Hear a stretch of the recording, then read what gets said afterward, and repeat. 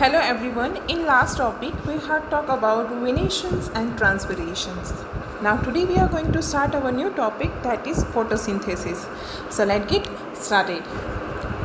So here is activity 5. We would require a leaf, spirit, a beaker, test tube, burner, water, a watch glass and iodine solution for this activity.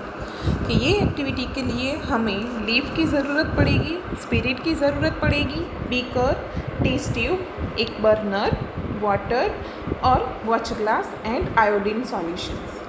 Take a leaf in a test tube and pour spirit to completely immerse the leaf.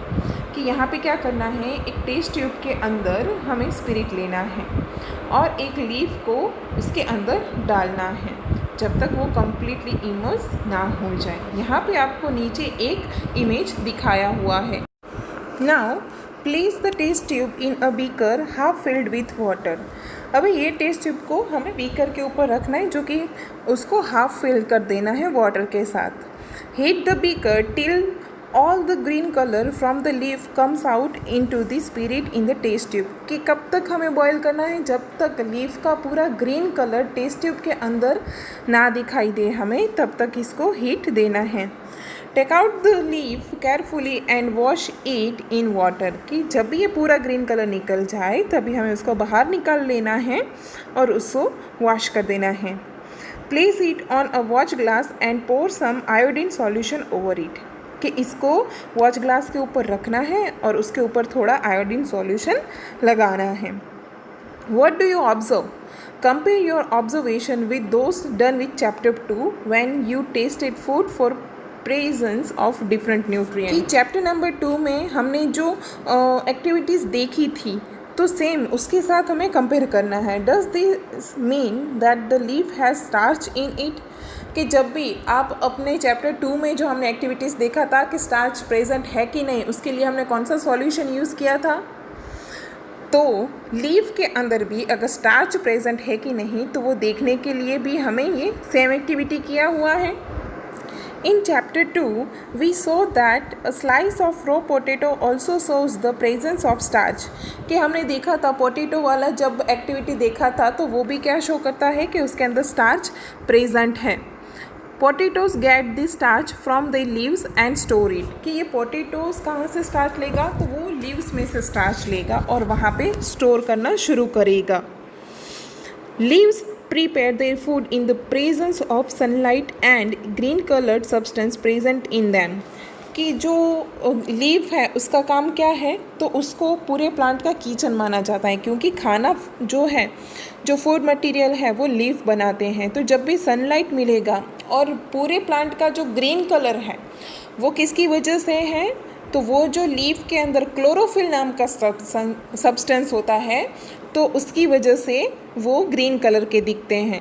For this they also use water and carbon dioxide. कि जब भी photosynthesis का process होता है तो उसको खाना बनाने के लिए कौन सी चीज़ें ज़रूरी है, तो पहली तो ये बात कि जो भी प्लांट ग्रीन कलर के हैं मतलब उसके पास क्लोरोफिल है.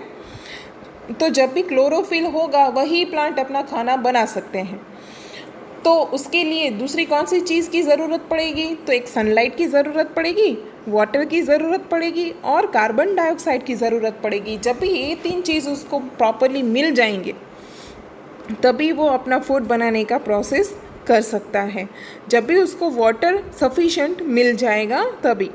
This process is called photosynthesis. कि ये प्रोसेस को क्या कहते हैं, फोटोसिंथेसिस कहते हैं. Oxygen is given out in this process. कि आप सबको पता है कि प्लांट है वो कार्बन डाइऑक्साइड लेते हैं और रिलीज़ क्या करते हैं, ऑक्सीजन रिलीज़ करते हैं. तो जब भी ये फोटोसिंथेसिस का प्रोसेस होगा तो सनलाइट की प्रेजेंस होगी, वाटर मिलेगा और कार्बन डाइऑक्साइड वो कैचअप करेगा, तभी वो फूड बनाने का प्रोसेस शुरू करेगा और वो ऑक्सीजन को रिलीज़ करेगा. The food prepaid by leaves ultimately get stored in different parts of plant. की जो वो फूड बना है, जो खाना प्रिपेयर हुआ है वो अल्टीमेटली हर एक पार्ट्स में स्टोर होना शुरू हो जाएगा. We have seen that the stem supplies leaf with water. कि जो स्टेम है उसका काम क्या है, तो वो लीफ को वाटर पहुंचाता है, जो कि हमने आगे के वीडियोस में देखा। The leaf use is the water to make food, कि वाटर का यूज़ वो कैसे करते हैं, खाना बनाने के लिए करते हैं।